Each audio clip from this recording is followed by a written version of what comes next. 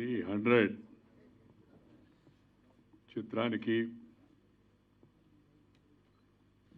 ఇవాళ వచ్చి చూసి ఆశీర్వదిస్తే మంచిదని శ్రీ సాగర్ రమేష్ వచ్చి నన్ను కోరారు. దీని ఇతివృత్తం బ్యాక్గ్రౌండ్ గురించి చెప్పిన తర్వాత తప్పనిసరిగా వద్దామనుకొని నేను ఈరోజు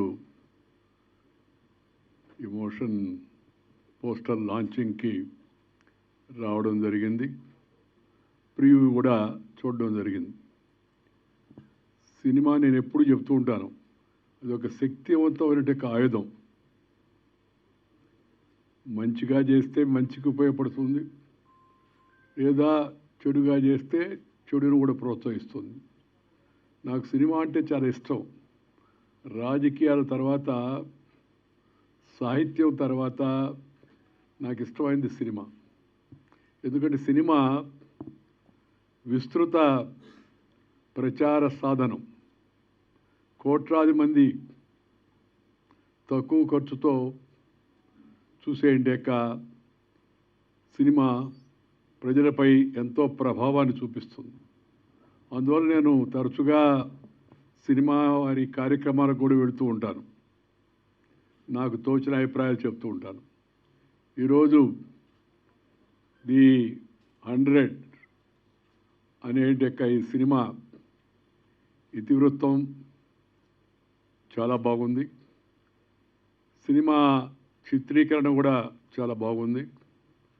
సినిమా ముఖ్యంగా ఒక సందేశాన్ని సమాజానికి అందజేస్తుంది.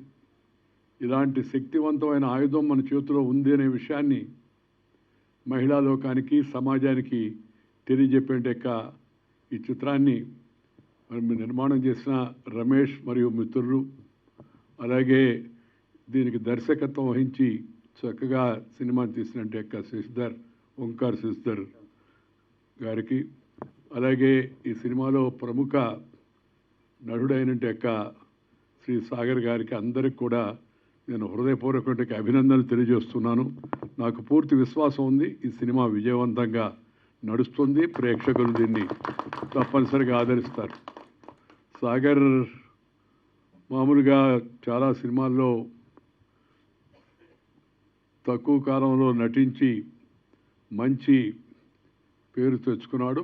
ఈ సినిమా చూసిన తర్వాత పోలీస్ ఆఫీసర్ కూడా సాగర్ రాగా ఉండాలని చెప్పినట్టే ఆలోచన మనకు ఎవరికైనా సహజంగా కలుగుతుంది. ఆ హుందాతనం, ఆ డిగ్నిటీ, ఆ డెకోరం, ఆ డీసెన్సీ, అవన్నీ కూడా ఆ పాత్రలో తాను లీనమై మనకు చూపించాడు. ఇవాళ సమాజంలో ఉంటే వర్కింగ్ ఉమెన్ వాళ్ళకి ఎదురయ్యేంటే కొన్ని సందర్భాల్లో ఎదురయ్యేంటే సవాళ్ళను ఎలా ఎదుర్కోవాలి అనేటి మంచి సందేశం ఈ సినిమాలో ఉంది. అందువల్ల ఈ సినిమా తప్పనిసరిగా క్రమేపీ నడిచే కొంది ప్రజలను ఇంకా బాగా ఆకర్షించుకుంటుంది, వాళ్ళందరినీ ఆకట్టుకుంటుందనే విశ్వాసం కూడా నాకుంది. నాకు నచ్చింది ఏంటంటే సందేశం. సినిమా ఎప్పుడు చెప్తుంటాను, సినిమా ఒక సందేశాన్ని అందించాలి. ఆ సందేశం మంచిదైతే ఇంకా చాలా సంతోషంగా ఉంటుంది. ఆ మంచి సందేశాన్ని చాలా చక్కగా కెమెరామన్, ఛాయాగ్రాహకుడు, అలాగే ఈ డైలాగ్స్ రచించినట్టు రచయిత అలా చాలా మంచిగా దాన్ని మన ముందుకు తీసుకొచ్చారు. అబ్సీనిటీ, వల్గారిటీ ఇవి రెండూ లేకుండా మంచి సందేశంతో జనం ముందుకు రావడం చాలా సంతోషం. నేను ఇందాకే సాగర్ చెప్పాను, సినిమాలో కొద్దిగా వైలెన్స్ ఉంది. అంటే కొద్దిగా ఉత్సాహం తెప్పించడానికి ఆ సందర్భాన్ని బట్టి కొంత అలాంటి సంఘటనలు ఇవాళ మనం సమాజంలో చూస్తూ ఉన్నాం. సినిమాల్లో చాలా వాటిల్లో మామూలుగా. ఎందుకంటే నా ఖచ్చితమైన అభిప్రాయం ఏంటంటే, if there is a tension you cannot pay attention and have retention, you'll be only doing pretension. నటిస్తుంటారు చాలా ఇదిగా ఉందని, కానీ అది ఆలోచన పక్కదారి పట్టిస్తుంది. అందువల్ల ఇంకా రాబోయే రోజుల్లో మరింతగా ఇలాంటి హింసను కూడా ఇంకా తగ్గించి సందర్భోచితంగా సమయోచితంగా చూపించవలసిన వాటిని తప్పనిసరిగా చూపించాలి. లేకపోతే ఆ సినిమాలో ఆ థ్రిల్ రాదు.